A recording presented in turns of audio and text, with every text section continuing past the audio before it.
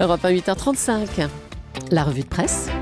Avec Natacha Polony. Bonjour Natacha. Bonjour Thomas, bonjour Julie, Bonjour. et bonjour à tous. Ce matin, une de vos journaux, on cherche les réponses et elles sont diverses. Les Échos, Hollande fait un geste pour les armées. Le Figaro, terrorisme. Hollande place les armées au cœur de la riposte. Mais la force n'est rien sans le combat des idées, alors le Parisien s'inquiète. À l'école, les incidents se multiplient, le risque de fracture. Et puis face aux provocations, l'humanité proclame la liberté d'opinion est une idée neuve et Libération, liberté d'expression, attention, fragile avec une affirmant le droit à l'injure et qui en reproduit une vingtaine juste pour le plaisir, une vingtaine d'expressions qui nous prouvent que chacun insulte en fonction de ses propres croyances, de ses propres préjugés. Alors ça va de tabernacle à Jean Foutre, en passant par orchidoclaste ou coprolite pour les amateurs d'étymologie grecque, social-démocrate, ça c'est l'injure politique, et puis bien sûr la pire, journaliste. Ça, c'est dur quand même. François Hollande, chef des armées dans les journaux ce matin. Oui, l'image est belle. Elle complète la figure du président protecteur, apparu depuis quelques jours dans le Figaro, le Parisien ou les Échos. Les marins du Charles de Gaulle s'ajoutent aux silhouettes de policiers de la semaine passée. Tous les journaux se plaisent à décrire la stature d'un président impeccable. Bien sûr, il y a le concret, et Philippe Marcassi, dans l'Est républicain, juge le coup de frein aux réductions de dépenses militaires bien insuffisant. Le mal est déjà fait, écrit-il. Tout juste sera-t-il question de freiner un mouvement déjà mis en œuvre sous Nicolas Sarkozy. Saignés à blanc sur l'autel des économies budgétaires, les forces françaises ont connu, selon l'expression pleine d'euphémisme du ministère de la Défense, une déflation des effectifs sans précédent. Ce simple signal prouve que le monde a raison de se poser la question en une, l'union sacrée jusqu'à quand ? Parce qu'on arrive dans le dur. Et le dur, le fond des choix politiques, c'est par exemple l'information publiée sur le site Atlantico, selon laquelle Christiane Taubira aurait publié une circulaire enjoignant les procureurs de traiter de la même manière les récidivistes et les non-récidivistes en matière de remise de peine. Mais le plus effarant, nous dit Gilles Gaettner, est la date de publication de la circulaire. 9 janvier 2015, le jour même où Amédi Coulibaly, au casier judiciaire chargé, perpétrait sa tuerie. Certes, l'unité à la vie dure, comme l'écrit Cécile Cornudet dans Les Échos, qui constate que les trois chaînes, François Hollande, Manuel Valls, Bernard Cazeneuve et le roseau Najat Vallaud-Belkacem sont encore applaudis par la droite. Même la ministre de l'Éducation nationale, qui réussit à éviter les critiques, alors que le chiffre de 100 établissements scolaires ayant connu des troubles semble, selon le Parisien, largement sous-évalué par son administration. La France d'après n'est pas encore tout à fait là, mais tout de même on la voit pointer. Vous évoquiez tout à l'heure la une de Libération. Il y a beaucoup de débats, de discussions sur la liberté d'expression dans les journaux. Et oui, les politiques maintiennent l'union nationale, personne ne veut avoir l'air de tirer le premier, mais le débat d'idées, ça, c'est autre chose. Il y a d'abord le cas Dieudonné et la savante argumentation de Libération pour répondre à ceux qui plaideraient le deux poids, deux mesures. Et même cette étude d'un universitaire sur la répression des discours de haine par la Cour de cassation, donc étude citée par le journal et qui coupe court en fait à toute victimisation. Le taux moyen de répression de la Cour est de 58% sur l'ensemble de ces délits.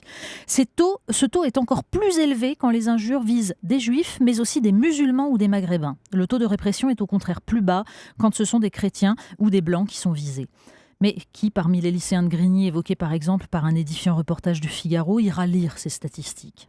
D'autant que certains se font un plaisir de souffler sur les braises. Le quotidien suisse Le Temps publie sur son site un article implacable sur les discours de Tariq Ramadan autour du massacre de Charlie Hebdo. Une compilation qui fait voler en éclats l'image policée du prêcheur. Au hasard des propos compilés, ils n'ont pas arrêté de faire de l'humour sur les musulmans et j'ai dit que cet humour-là était un humour de lâche. Ils avaient des problèmes financiers, ces controverses récurrentes, ils en faisaient de l'argent. Cela n'a rien à voir avec le courage, cela a à voir avec l'argent et viser les gens marginalisés de la société. Ajoutant sur Al Jazeera les allusions à un supposé complot des services secrets, et ça ressemble à du Dieudonné à peine plus élégant. Mais après tout, dans l'Obs, Delfeil de Thon, ancien de Harakiri, peut écrire de Charb « Il était le chef, quel besoin a-t-il eu d'entraîner l'équipe dans sa surenchère ?» Un article hallucinant de violence, en ce qu'il désolidarise les morts et désigne un coupable. Non, l'union n'en a plus pour longtemps et quand le philosophe Alain Renaud dans Le Monde explique que c'est le modèle d'intégration républicaine qui a échoué et qu'il faut maintenant tenir compte de toutes les cultures, de toutes les différences, on frémit. On a abandonné la République, on en paye les conséquences, bien donc bazardons ce qui reste. Mais ces différences qu'il faudrait accepter, Alain Renaud ne les définit pas. L'interdiction du blasphème en fait-elle partie? Et puis quoi d'autre encore? Vous citiez Tariq Ramadan, il sera ce soir entre 19h et 20h l'invité du club de la presse d'Europe 1 en direct avec Nicolas Poincaré.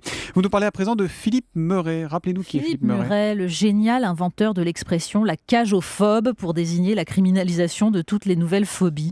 Donc un auteur fabuleux, essayiste, critique, extrêmement noir, mort en 2006, l'année de la publication des caricatures. Mais Le Figaro et le magazine Causeur saluent la publication du premier tome de son journal.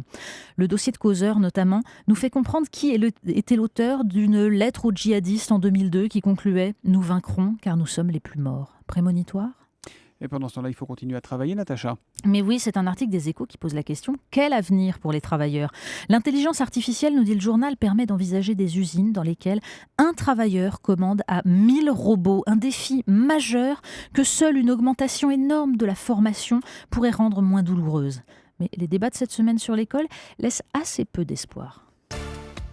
On termine par un petit détour en Italie. Mais oui, le site Slate nous raconte comment une agence italienne organise désormais des visites gay-friendly des musées du Vatican.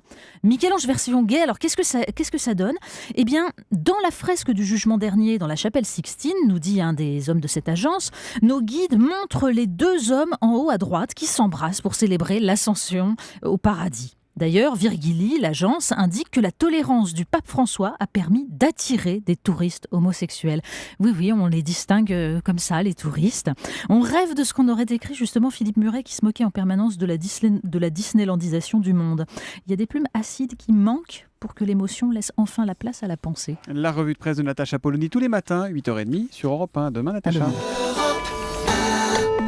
demain.